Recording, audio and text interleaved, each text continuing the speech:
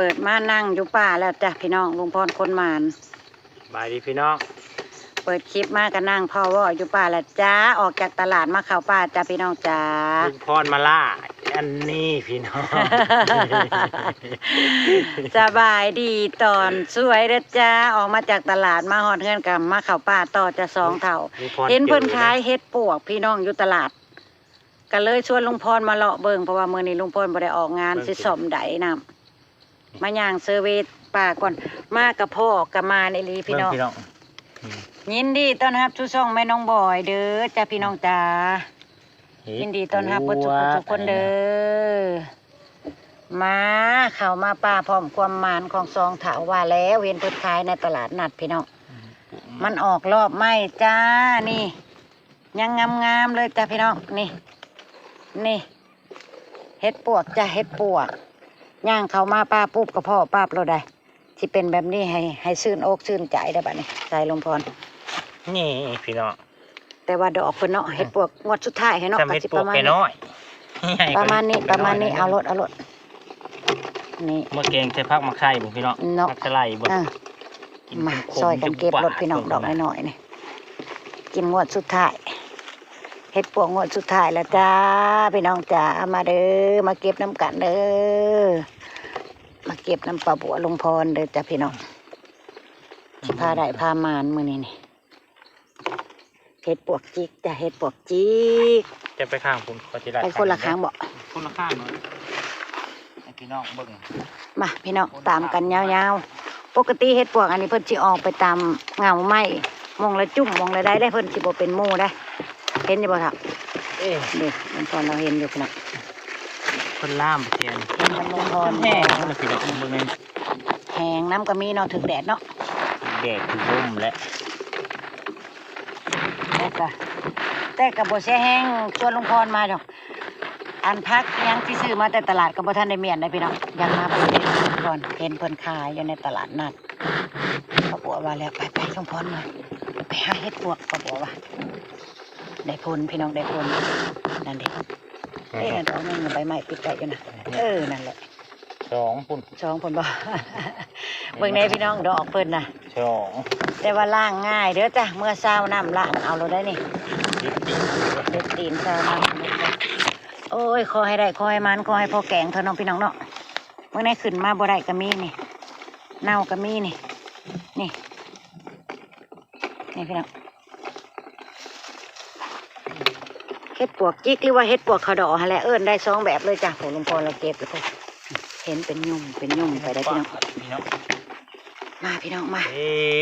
พี่เด้เบิ่งอย่าเพิ่งไปตัวนี้งามอยู่เนาะทางนี้งามอยู่พี่น้องโอ้ยปลาบัวก็จะกินไปทางไหนยังมีอยู่บ่เอาในนี่ก่อนขอเห็นในนี่แล้วขอกันยางริ้วมาใส่ในนี่แล้วนี่พี่น้อง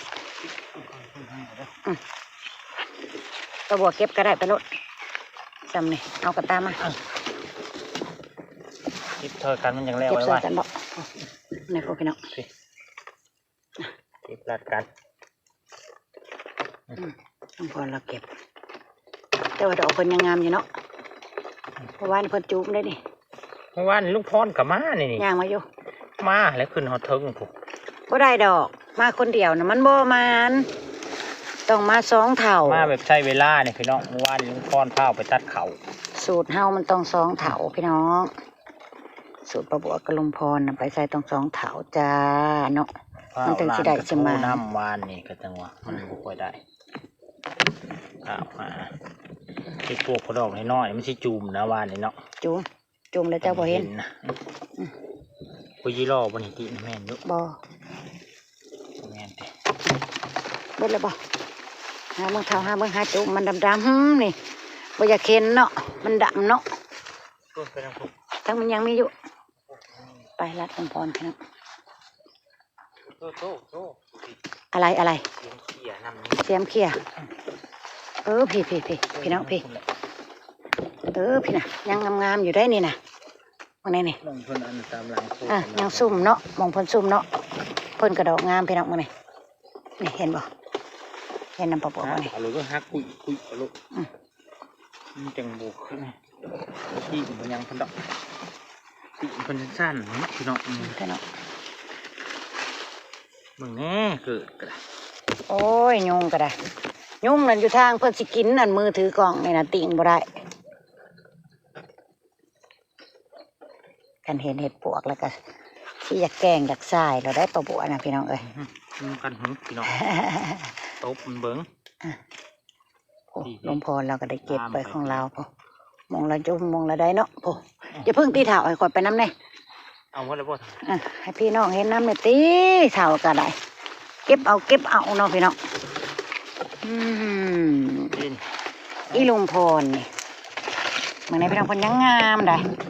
งาม นะเอา มึงคนกับกระตาก โอ้ยยุงกัดปลาบัวพี่น้องสั้นดึดๆเลยบ้านี่มองละจุ่มมองละยุ่มพี่น้องแต่ว่ายังแข็งยังงามอยู่โอ้มือดึงเราได้ปลาบัวนะลุงพรเรายังเลาะหาไปเรื่อยพี่น้องเอ้ยสีขาวอมม่วงงามแท้เด้ลุงพรเกินเสียงดังแท้ฮะเจ้าเกินเสียงดังแท้เห็นเฮ็ดซะบ่เห็นว่าซะ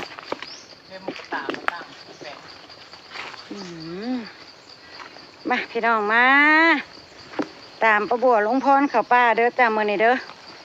จากที่ร้ายมือแล้วบ่ได้เข้าป่าอุ่นตุนดินอยู่นี่เด้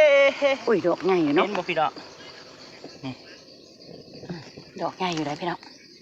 ช่วงอะไรสิผมติดขี้ดินนี่ อย่ามันเป็นเห็ดปวกเลยเนาะมันสุดท้ายเลยเนาะพี่น้องนี่โอ้ยบ่เอาอันนี้เอาตัวนี้โอ้ลุงพรเรางัดแล้วพออย่าเรามาเบิ่งน้ำปลาบัวอันนี้เด้อพี่น้องมาเบิ่งน้ำลุงพรกันอย่าเรางัดปึดๆอยู่นะ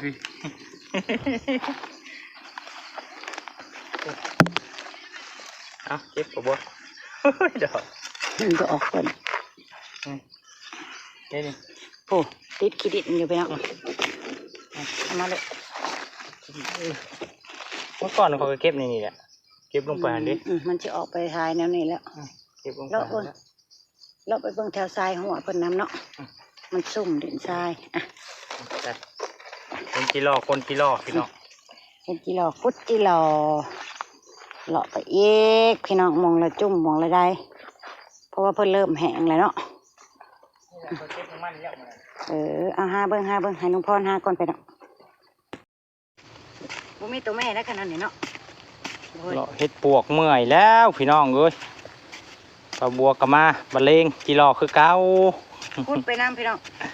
ตามหอดทางเมือเห็นแล้วคนแล้วคุยจักจันนึงงูจักจัน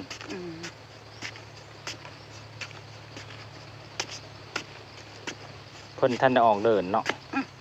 ออกก็ส่วนน้อยแสดงว่าพ้นยังสิมาอยู่โอ้เนี่ยซับแล้วปลาบัวกับจีรอยังอ้วนอยู่พี่น้องขุดไปต่อ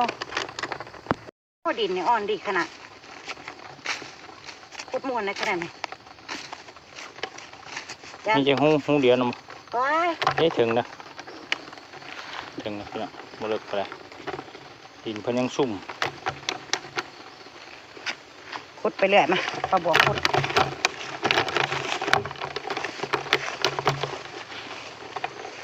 โอ้ยแดดขนาดพี่น้องเอ้ยมือนี่มีหูแยกบ่แบบนี้มีคู่แล้วหูหมดกัดปลาโตดินทรายน้องเอ้ยสันติเลิกลมไปบัวเอาคือมีหมดคนละหูกันบ่หมดขับว่าแต่บางคนมีคู่แล้วสิได้บ่แม่นป้าตัวว่าสิได้ตัวนึง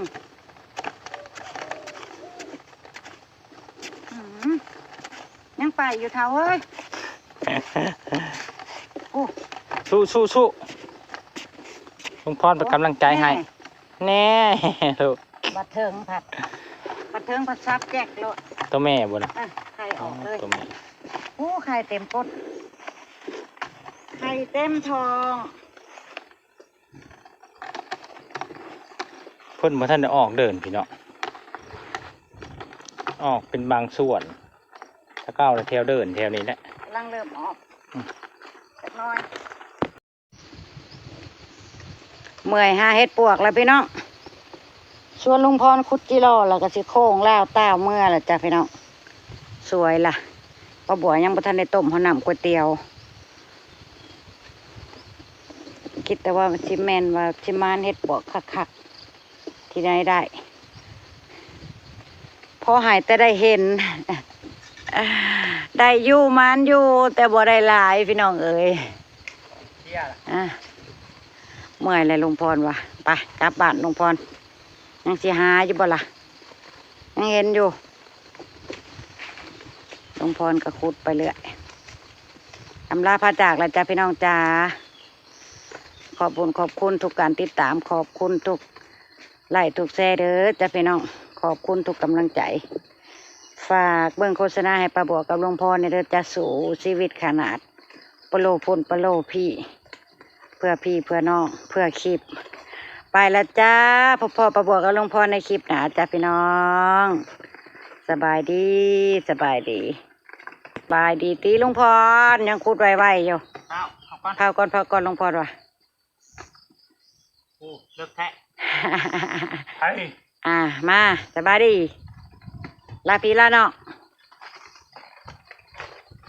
บายดีพี่น้อง